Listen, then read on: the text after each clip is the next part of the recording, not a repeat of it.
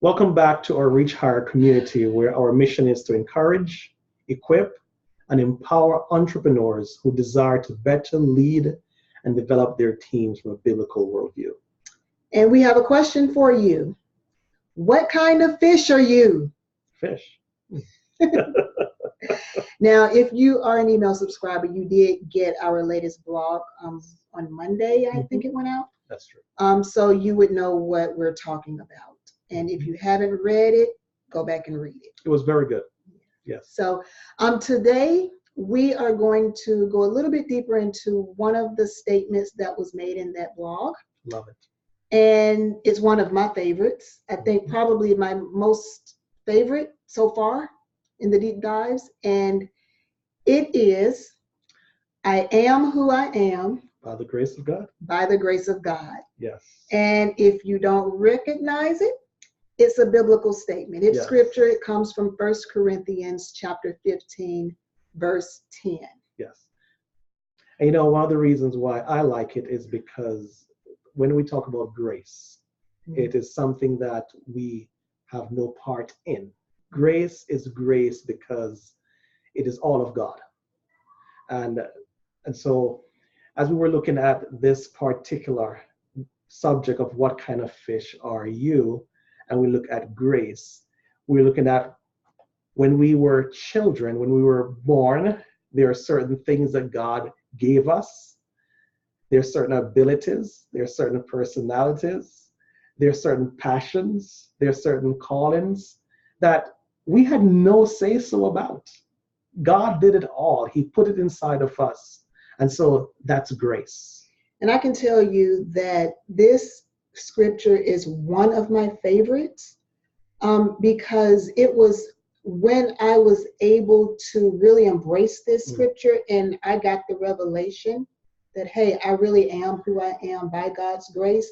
I gained the freedom to simply be who I am by the grace of God. And it freed me from the notion of having to do things the way other people do it. I no longer felt like I had to be like others. I no longer felt like I had to be what others wanted me to be. I could simply rest in God, knowing that I am who I am because this is how He knit me in my mother's womb. And I can fully express it without apology. It does bring that freedom. It does help you to realize that everything that you will be, God has already placed inside of you. And if we could only just hold on to that, I think so many more of us would be a little more joyful in life. I mean, how many people do you know who are going from day to day miserable because there's something on the inside of them that feels caged? Yes. Because there's a certain standard that others have placed on them. So they're not free to simply be. That is true.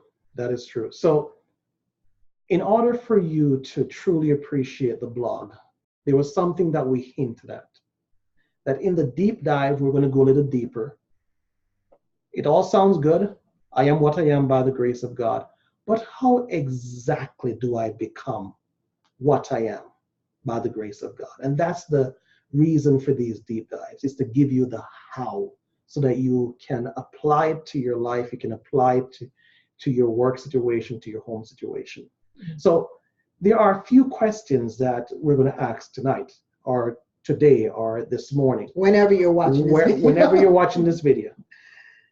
Take to heart these questions and please pause and ponder these questions because they will bring transformation if you will apply the answers. First of all, know the answers and apply the answers. So here's something. In order for us to truly appreciate this common grace that's given to everybody, we must ask ourselves this question: what do I need to improve? Is a second question that we will ask as well. How do I need to improve? And then there's a third question that we'll ask. Why do I need to improve? So the first one, what do I need to improve? Well, I mean, and the bottom line is we need to improve ourselves. Yes. But in order for us to improve ourselves, we have to be willing to take the journey of self-discovery Yes. to understand ourselves. We need to recognize what the grace is that God has given us. There's no way for us to improve anything if we don't even realize, we don't even know what we're working with. And that's what Paul meant when he said, and his grace was not in vain. Yes. He didn't just, take it for granted. He actually did something with the grace that was given to him.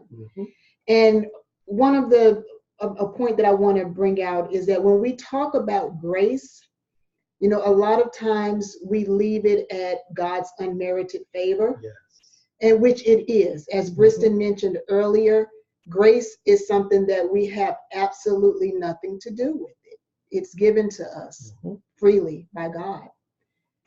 Grace also, by definition, by biblical definition, is God's divine power. I love that definition because that's grace's primary definition in the scripture. Yes. So when you think about the fact that you are who you are by the grace of God, that is saying that when he did knit you in your mother's womb, there was a certain measure of grace, a certain empowerment, a certain ability that he also wove inside of you.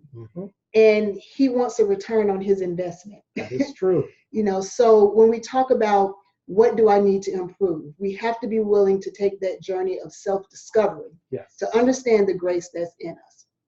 And so some of the questions that we can ask when we are on this journey to self-discovery, of course, for us, and we always would suggest and implore, start it off in prayer because everything begins with God. That's good. If it's his grace, he knows what it is. So take the time to go before him to find out what it is that he has given you. So a question could be, what am I passionate about? That's a good one. A lot of us tend to overlook the things that really burn within us. Now we're talking about the good passions. Yes. And you can distinguish between good passions and bad passions, but what are the things that just really burn deep within us, the things that we're so passionate about, the things that we love to do? If money were no issue, if I had absolutely no barriers, what would I do with my life? What would I spend my time doing? That's getting to the core of your passion. And here's something, sometimes just by volunteering your time, you're able to discover your passions. Yeah, and not to deny them, because some of us may have a passion for something that others would look at you like, you're crazy. But, hey, if God gave it to you, there's a reason for it. That's right. Don't take anything for granted. That's right. So what are you passionate about? The second question would be, what are you good at? We're all good at different things, and many of us, most of us, are good at a lot of different things. But what is that thing that you do so well that others actually seek you out when they need it done? You see, because I know that tons, if you've done the Strengths Finder, the top 5, among her top 5 is strategic, analytical, and deliberative. So she can bring an order and a strategy to a situation like no other. So whenever I need some order and clarity, I automatically go to her. Yeah, and he's a connector. So whenever we need connections, whenever we need to establish relationships, whether it's business or whatever, I know that that's his strength. He's good at it. And I'm sending him out to go and do it, because it's not one of my top strengths. God's grace. That's why we make such a good team. Yes. So, it's important when we're going along this self-discovery journey that we do consider not just our passions, but also the things that we're good at, because just because you're passionate about something doesn't necessarily mean that you need to be doing it, because you may suck at it. That's bottom correct. line, you know. So we want to, you know, marry your passion with those things that you're strong at doing. Mhm. So take the time to find out, what is it that you do well? Okay. Mhm. Another thing to consider, what is your personality style? Yes. Now, you know, in the blog post, I did mention the DISC Oh personality yes. Oh profile. yes. It's really good, and you don't have to do that one, but you can just, you know, ask yourself, what type of person am I? You know, Mhm. how do I respond in certain situations? Do I have a dominant personality? Mhm. Am I analytical? Am I outgoing? Am I friendly? Am I the life of the party? Or am I more of a relational person Mhm. and I like my security? What is it about your personality that uniquely makes you you? Yes. Okay. And it's important for us to own it, because when we own that which has been given to us, we can appreciate it, and then we can take responsibility for it and grow it. Mm-hmm. Mhm. Yes. And if you are a leader in any capacity, whether it's in the church, whether it's in a nonprofit organization, whether it's in corporate America, if you're a leader of any type of team whatsoever, it's important for you to understand your people Mhm. and to facilitate the journey of self-discovery for them so that you can make sure that they're That's in the good. right place. You know, you don't want to have, uh, you know, like we said, the fish that's climbing the tree. Yes, that is correct. For me, many years in the corporate America world, I led by imitation. Mm, I tried to copy other leaders who were most influential in my life, but there was a miss. Others could tell that I wasn't authentic, mm, that I wasn't genuine. And so when I realized that I can actually discover and I can actually develop and I can actually deliver what God has given me, it was a game changer in my life. mm, The people that I led, the people that I managed, they were able to take their leadership to another level because I finally discovered the grace that was given me. And when you discover who you are, when you know who you are, you can grow who you are. mhm. And I love this. This is something that we are so passionate about. And our vision is to see people lead and serve from their sweet spots. Yes. That's the key word, sweet spots. Oh, yes. Because when you can get in your sweet spot Mhm. and you can lead from your sweet spot, you can work from your sweet spot, everything that you do it from your sweet spot. You eliminate the striving, Yes. you preserve energy, Mhm. and you have more joy. Yes. Yes. That's just practical. It is. It is. So when we ask the question, what do you need to improve? The second question is, how Mhm. do you need to improve? It's good to know the what. Mhm.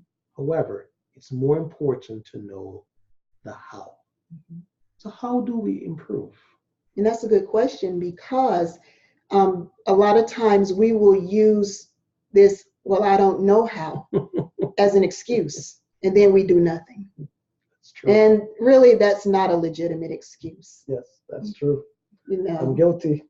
I mean, I am too. I am too, but it's still not legitimate. That's correct. You know, shame on me. That's right. That's right. Yeah.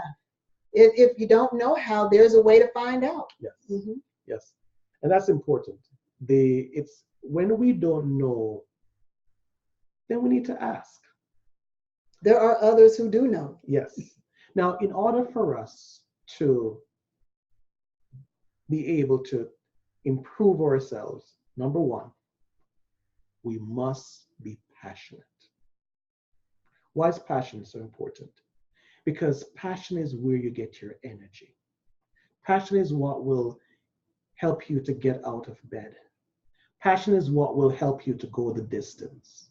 Passion will take you where just simply knowing won't. When you're passionate about something, you not only know about it, but you're willing to do whatever it takes to get it done. And remember, there is the no. We know people who, even in our personal lives, we know there's a difference between knowing something and doing something. Mm-hmm.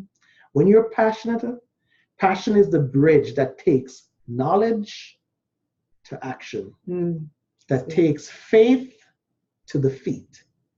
Passion. Mm-hmm. Yeah. Here's something else. In addition to being passionate, we must also be disciplined.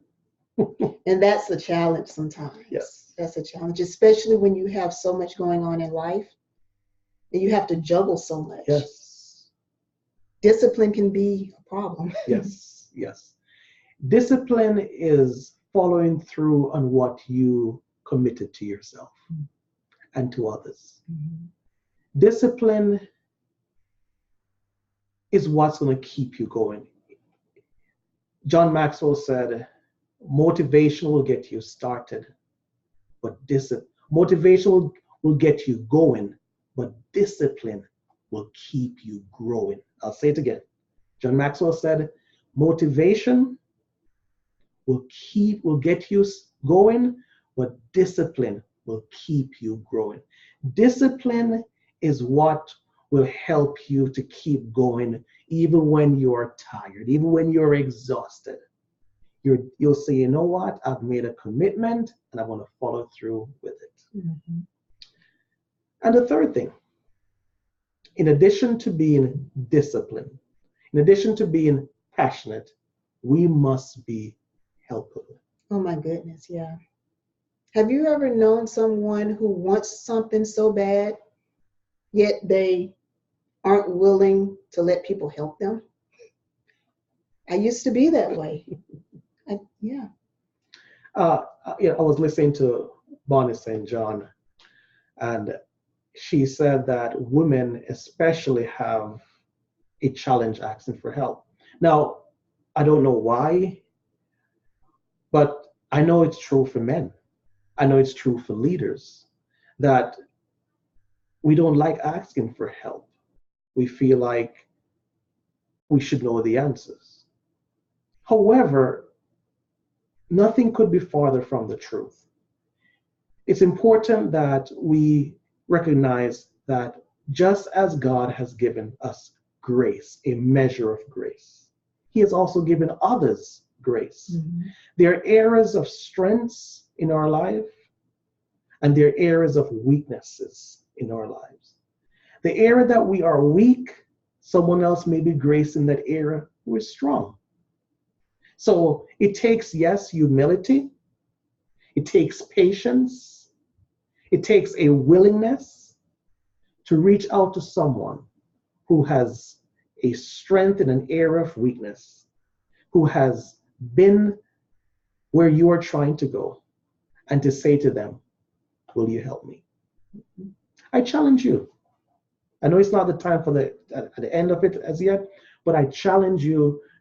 The next time someone say to you at a hotel, or, may I get the door for you? May I get your bag? Or may I? Just say, sure. Yes, you may. Yes, you may. Thank you. You'll be amazed at the grace of God that will be manifested in your life. Mm-hmm. Yeah.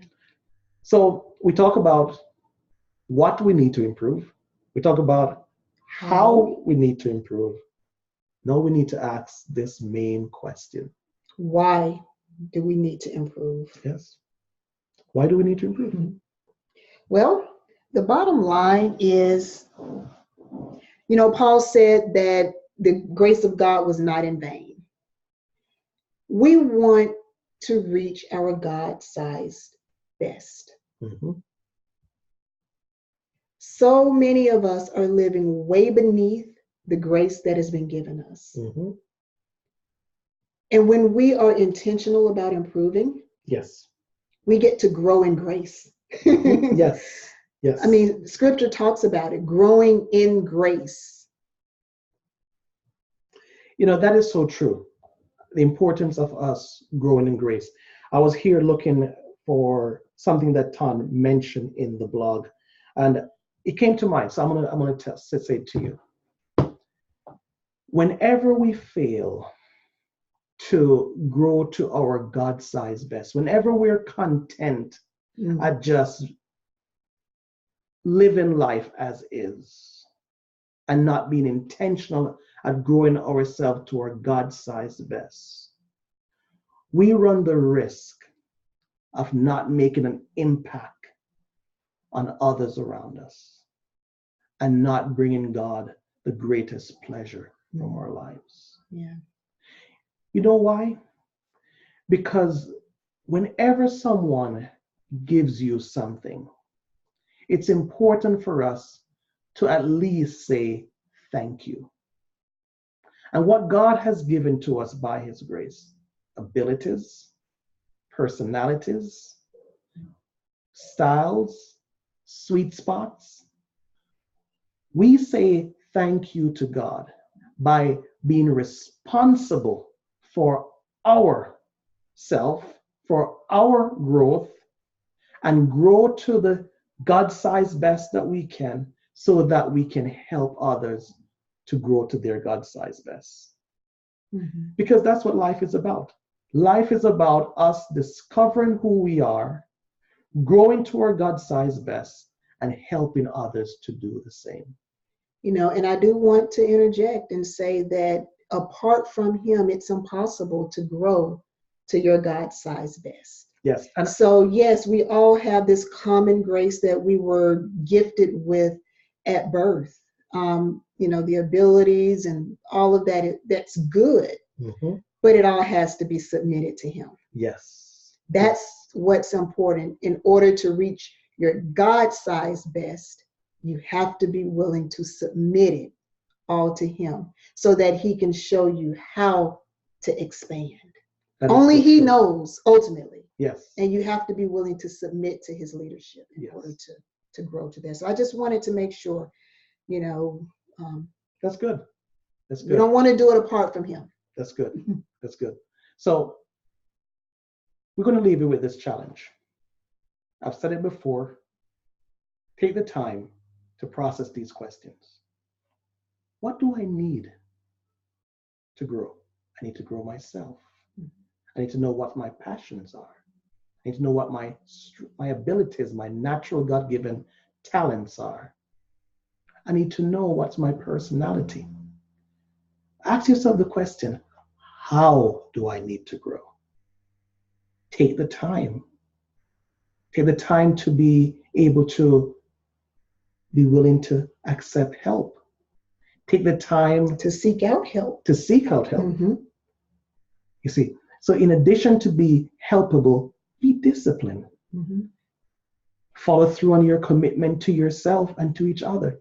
If you will not follow you, why should others do? Follow through on your commitment to yourself. That's a good question. Would you follow you? Would you follow you? And if you say no, we got some work to do. That's correct. You see, another thing is be passionate. Be passionate about growing yourself. And why should you grow yourself? Because you have a responsibility to yourself. Sorry, you have a responsibility for yourself to grow yourself, and you have a responsibility to others to help them to grow to their God-sized best. And so finally, I just want to add, what do you need to do to get in your sweet spot? Oh, I like that. What do you need to do to get in your sweet spot? What changes need to be made in order for you to get in your sweet spot? And what would the world miss without you getting in your sweet spot? I like that. That's a very good question. What would the world miss without you getting in your sweet spot? Could you ask those two questions again? Because those are so good. What do you need to do to get into your sweet spot? What changes need to be made? And what would the world miss without you getting into your sweet spot? Well, there you have it for this week. Yeah. I hope you enjoy this deep dive as much as we do. I know it's a little longer, but we just wanted to get it out. Yes. Well, please invite a friend. Please leave a comment. It's better when we go the journey together. So thank you so much for being a part of this community. Until next time, bye for now. See you later. Bye.